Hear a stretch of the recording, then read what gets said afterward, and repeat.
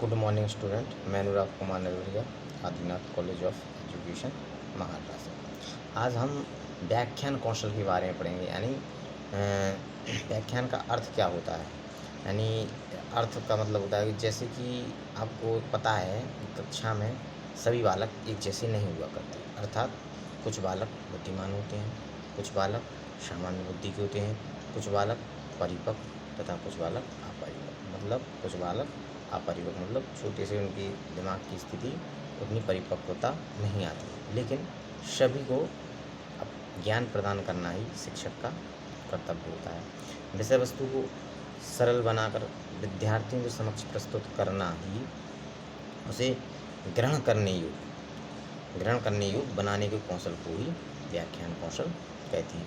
अर्थात क्या हुआ कि शिक्षक को या शिक्षक का कर्तव्य ये होना चाहिए कि जो उसे विद्यार्थियों के समक्ष प्रस्तुत कर रहा है उसे ग्रहण करने योग्य, मतलब उसको इतने सरल तरीके से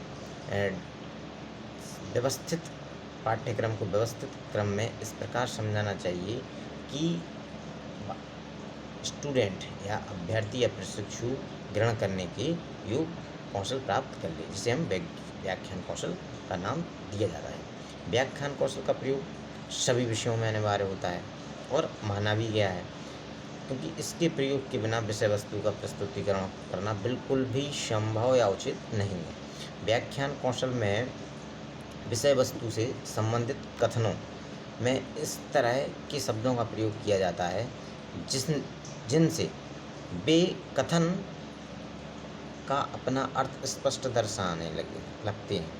मतलब कई बार एक कथन में यदि एक भी शब्द हटा लिया जाए तो वह कथन असंतुष्ट मतलब अस्पष्ट रह जाता है। कहने का तात्पर्य ये है कि जब भी हम कोई वाक्य व्याख्यान के दौरान कोई वाक्य अगर हम बोलते हैं तो उसमें अगर एक शब्द हट जाए तो उसका अर्थ पूरा बदल जाता है। इसलिए व्याख्यान विधि में बड़े ही सावधानीपूर्वक वाक्य का प्रयोग किया जाता है।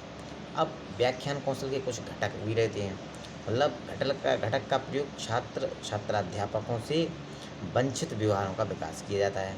ठीक है, जैसे कथनों में तारतम्यता मतलब कोऑर्डिनेशन इन स्टेटमेंट, मतलब व्याख्यान के दौरान प्रयोग हुए कथनों को आपसी तालमेल होना अति आवश्यक होता है, अन्यथा व्याख्यान में खिचड़ी सी बन जाएगी। ठीक है, एक होता है असंबद्ध कथनों का अभाव, मतलब विषय वस्तु के प्रस्तुतिकरण के दौरान विषय वस्तु से संबंधित कथनों का अधिकतर प्रयोग किया जाए। एक ये भी हमारा संबंध है विशेष तौर से। ठीक है, फिर नेक्स्ट है जैसे हमारा उसी में भाषा में धारा का प्रवाह है। मतलब क्या होता है कि शिक्षण व्याख्यान में प्रभावपूर्ण भाषा बोलें तथा प्रभाव इतना होना चाहिए कि सभी विद्यार्थी सरलता से अपने विचारों को सुने तथा समझ सकें। फिर उधर परस्पर जोड़ने वाले संबंध, मतलब विभिन्न विचारों या कथनों को परस्पर जोड़ने वाले शब्दों, मुहावरों या कड़ियों का समुचित प्रयोग करना अति आवश्यक है। इसलिए परिणाम स्वरूप परस्पर जुड़ने वाले संबंध करना चाहिए। स्पष्ट प्राथमिक कथन, मतलब व्याख्यान शुरू करने से पहले या प्रारंभ करने से समय शिक्षक स्पष्ट वाक्यों द्वारा यह बात विद्यार्थी को बता दे कि शिक्षक क्या पढ़ाने वाला है। ठीक है, ये तो स्पष्ट प्राथमिक कथन हो गया। अब क्या होता है कि व्याख्यान कौशलों में प्रयोग करने के लिए कुछ सावधानियां भी बरतनी पड़ती हैं। जैसे व्याख्यान सरल भाषा में हो, अर्थात अगर हमारा व्याख्यान सरल भाषा में नहीं है तो सामने वाले को बिल्कुल भी समझ में नहीं आएगा। आपका व्याख्यान यानी आप पूरा व्याख्यान खराब हो जाएगा। व्याख्यान को उपदेश का स्वरूप नहीं देना चाहिए। ठीक है, तीसरी चीज़ है व्याख्यान में शामिल विचार क्रमबद्ध हों, मतलब कोई ऐसा क्रम ना हो कि थोड़ा सा लगे कि हाँ जी पहले पढ़ाना था वो बाद में पढ़ाना था, ये पहले पढ़ लिया वो बाद में पढ़ना है। ठीक है, व्याख्यान में पाठ से संबंधित बातों को शामिल किया जाना चाहिए। ठीक है, असंबंधित बातों को बिल्कुल भी शामिल नहीं किया जाना चाहिए। नेक्स्ट है जैसे व्याख्यान विद्यार्थियों की आयु, अनुभव एवं मानसिक स्तर के अनुसार भी होना चाहिए।